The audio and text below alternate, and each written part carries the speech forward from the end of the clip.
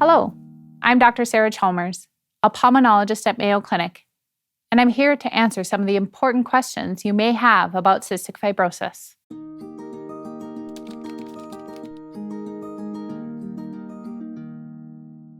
Just because your baby's newborn screen came back positive does not mean that your baby has cystic fibrosis. Most babies who have a positive screen actually don't have CF.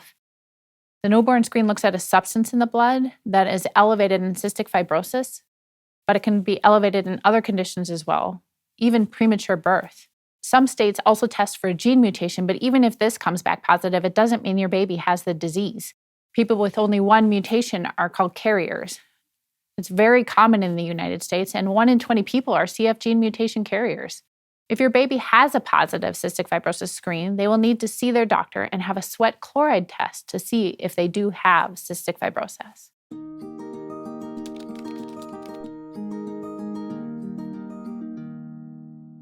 CF gene mutations are actually passed from parent to children in a specific pattern called autosomal recessive. Each parent passes one CF gene to their child, and therefore each person has 2 CF genes. To get the disease, both genes have to have a mutation. People with one CF gene are called carriers. If a parent is a carrier, there's a 50% chance they'll pass on the gene with a mutation to their child. If both parents pass on a normal gene, or only one parent passes a gene with a mutation, the child will not have CF. If both parents pass on a gene with a mutation, then the baby will have 2 genes with a mutation and will likely get the disease. If both parents are CF mutation carriers, there's a 25% chance that each one of their babies will be born with cystic fibrosis.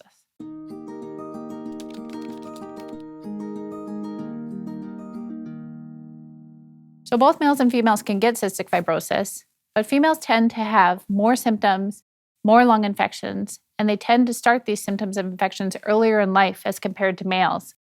No one knows for sure why this is so.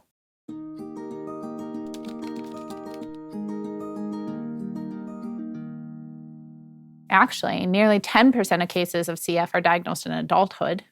You're born with cystic fibrosis, but there are several reasons why it may not be diagnosed during childhood. Prior to 2010, some states didn't even screen for cystic fibrosis. So if you were born before 2010, you may not have received a newborn screening test for cystic fibrosis as a baby.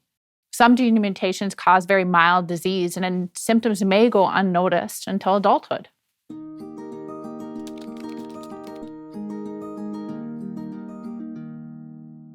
CF symptoms, how the disease affects the patient's organs and how it impacts their life, is very different from one person to the next.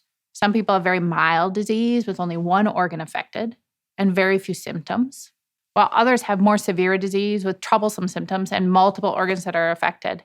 Many factors, including gene mutation type, determine the impact on the patient. But your cystic fibrosis care team can work with you as an individual patient to create a personalized treatment plan that meets your individual needs.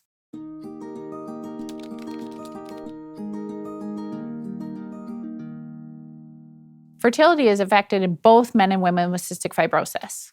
Women with CF have thicker cervical mucus, and they may also have irregular menstrual cycles. So it may take longer for women with CF to become pregnant, but most can become pregnant, have a normal pregnancy, and a normal delivery. Almost all men with CF have infertility. Men with CF make normal sperm, but the sperm canal is absent. Because they still make sperm, assisted reproductive technologies can be used to help male CF patients have biologic children. Whether your children get CF or not depends on the combination of genes passed on from you and your significant other, and can range from 0 chance if neither parent has a gene mutation to a near 100% chance if both parents have CF.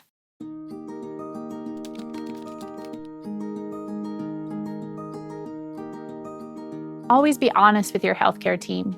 Let us know which medications you're taking and how often you're doing your treatments. Write down your questions before you come to your appointment so that we can make sure that we are meeting your needs. Thanks for your time, and we wish you well.